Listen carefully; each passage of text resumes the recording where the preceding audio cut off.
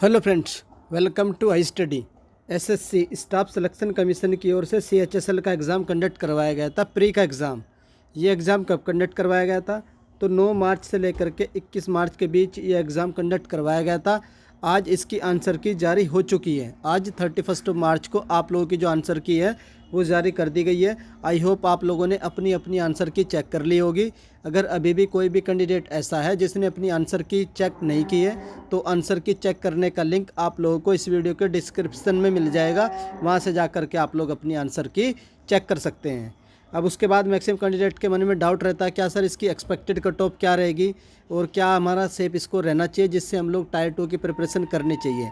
तो इस वीडियो में मैं आप लोगों को टायर 1 की एक्सपेक्टेड कट ऑफ बताऊंगा, लेकिन उससे पहले मैं आप लोगों को बता देता हूं कि आप लोगों को 31 मार्च से लेकर के 4 अप्रैल के बीच किसी भी क्वेश्चन पर अगर डाउट है, क्लेम करना है, अपना राइट बताना है कि सर ये राइट है, तो उसके लिए आप लोग क्लेम कर सकते हैं।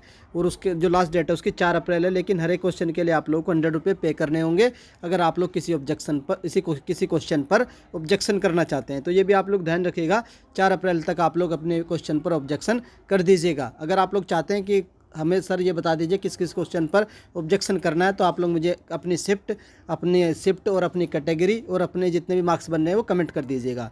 फिर मैं आप लोगों को शिफ्ट के आधार पर बता दूंगा कि आप लोगों को किस शिफ्ट में कौन से क्वेश्चन पर ऑब्जेक्शन करना है। तो चलिए अब देख लेते हैं कि इसकी जो एक्सपेक्टेड कट ऑफ है वो क्या रह सकती है। उससे पहले आप लोगों को थोड़ा सा प्रीवियस ईयर का ट्रेंड पता होना चाहिए कि इसकी प्रीवियस ईयर की कट ऑफ क्या थी। जो प्रीवियस ईयर का एग्जाम हुआ था 2022 की आप लोग कट ऑफ देख सकते हैं। 2022 की कट ऑफ है अनरिजर्व की 140 थी। जो 2022 में क्या होता था कि आप लोगों के प्री के मार्क्स भी ऐड होते थे और मेंस के मार्क्स भी ऐड होते थे, फिर टाइपिंग की के भी उसके बाद आप लोगों की फाइनल मेरिट बनती थी। तो जो 2022 की कट ऑफ है प्री की है, ये फेज़ 1 की है, प्री की है ये कट ऑफ। अनरिजर्व की 140 है, एससी की 112 है, एसटी की आप लोगों की 104 है, एसटी की 104 है, ओबीसी की 140 ऑलमोस्ट बराबर ही है। इकोनॉमिकल वीकर सेक्शन की 131 है, ईएसएम की आप लोगों की 55 है, ओएच की आप लोगों की 107 है, एचएच की आप लोगों की 65 और वीएच की आप लोगों की 89 है और पीडब्ल्यूडी की आप लोगों की 56 है। ये आप लोगों की 2022 की कट ऑफ थी। उससे पहले का ट्रेंड देख लेते हैं। 2021 की ऑलमोस्ट बराबर ही है, 141 आप लोगों की अनरिजर्व की है, 114 एससी की, एसटी की 108 है, ओबीसी की ऑलमोस्ट बराबर ही रहती है, 139 है। इकोनॉमिकल वीकर सेक्शन की बहुत कम गई थी, 117 है। ईएसएम की 72.10 है और ओएच की आप लोगों की 106.37 है। एचएच की आप लोगों की 63 है, वीएच की 93 है और पीडब्ल्यूडी की 51.12 थी। तो ये 2019 की कट ऑफ थी। 2020 की भी बता दी मैंने आप लोगों को, 2021 की भी बता दी, 2022 की भी बता दी मैंने आप लोगों को। जो आप लोगों का एग्ज़ाम पैटर्न है, ये आप लोगों का टायर 1 का एग्ज़ाम था। टोटल 200 मार्क्स का आप लोगों का टायर 1 का एग्ज़ाम था और ये आप लोगों का इस बार क्या है कि क्वालिफाई नेचर का होगा। ये आप लोगों का सिलेक्शन में काउंट नहीं किया जाएगा, क्वालिफाई नेचर का होगा आप लोगों का टीयर 1 का एग्ज़ाम जो आप लोगों ने अभी दिया है। इसके बाद आप लोगों का टीयर 2 का एग्ज़ाम होगा। उसका क्या पैटर्न है वो भी एक बार मैं आप लोगों को शॉर्ट में बता देता हूँ कि टायर 2 का जो एग्ज़ाम है वो किस तरीके से होगा। ये टायर 2 का पैटर्न आप लोगों का टायर 1 के बाद जो बच्चे क्लियर करेंगे उनका टायर 2 का एग्ज़ाम कंडक्ट करवाया जाएगा। ये आप लोगों का 2 सेशन में होगा, सेशन 1 और सेशन 2। हर एक सेशन के मॉड्यूल आप लोग इसकी अगर डिटेल चाहते हैं कि सर इसकी प्रिपरेशन कैसे करनी चाहिए, इसमें क्या क्या चीज़ें हमें पढ़नी चाहिए लास्ट टाइम में, वो चीज़ आप लोग मुझे कमेंट करके बता दीजिएगा।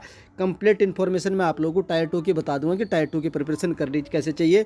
लास्ट ईयर जो आप लोग एसएससी सीजीएल का एग्जाम हुआ है उसके पेपर मिले हैं, वो भी आप लोगों के साथ शेयर कर दूंगा टेलीग्राम ग्रुप में। टेलीग्राम ग्रुप का लिंक आप लोगों को इस वीडियो के डिस्क्रिप्शन में मिल जाएगा।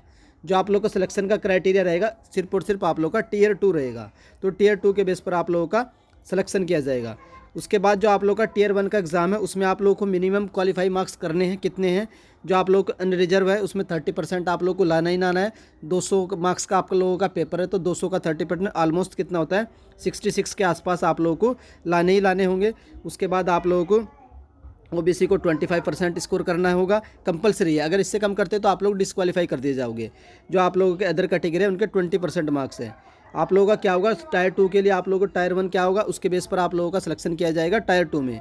वो टायर 1 एग्जाम हो, tyre 1 in the all candidate will be appear in the all 3 section. तो ये जो आप लोगों का टायर 1 है ये क्वालिफाई नेचर का है। टायर 1 के बाद ही आप लोगों का टायर 2 होगा। तो उसके बाद देख लेते हैं बाकी जो मेरिट लिस्ट है। मेरिट लिस्ट विल कैसे बनेगी आप लोगों की सिलेक्शन की?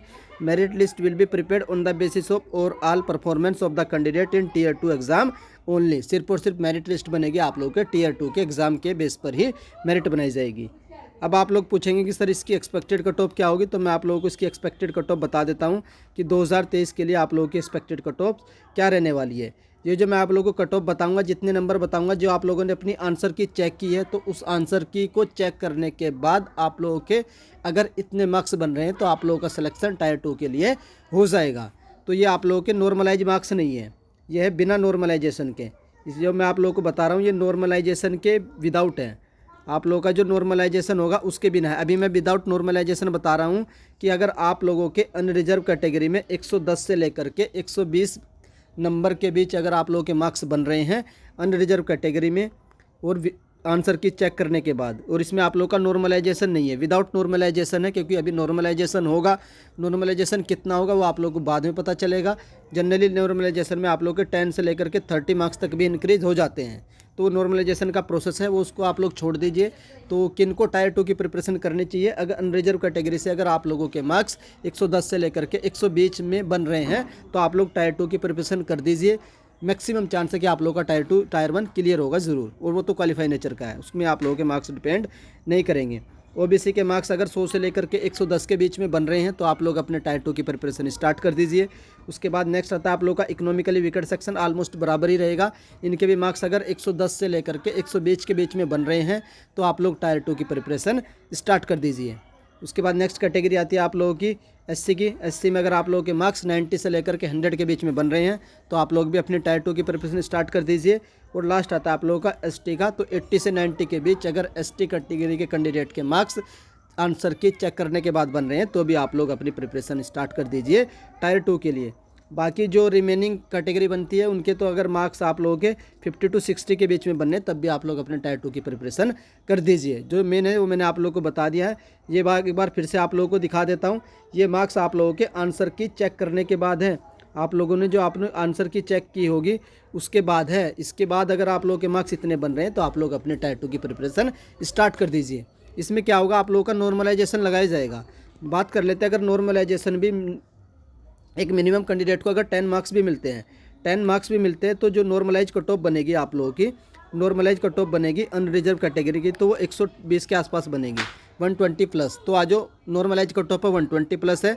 और बिना नॉर्मलाइजेशन के अगर इतने मार्क्स आप लोगों के बन रहे हैं 110 से 120 के बीच तो आप लोग टायर 2 की प्रिपरेशन स्टार्ट कर दीजिए। हर एक कैटेगरी की मैंने बता दी है, ये सारे कैटेगरी की कट ऑफ है। बाकी कोई भी अगर अपडेट आती है उस अपडेट को आप लोगों को देखने के लिए हस्टडी चैनल को सब्सक्राइब कर लीजिए।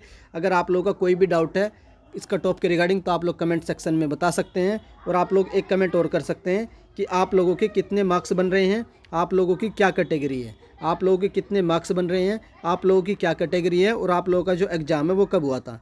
ये 3 कमेंट आप लोग कमेंट सेक्शन में कर दीजिएगा। इससे भी एक आइडिया लग जाएगा कि जो कैंडिडेट है उनके मार्क्स किस रेंज में वेरी कर रहे हैं।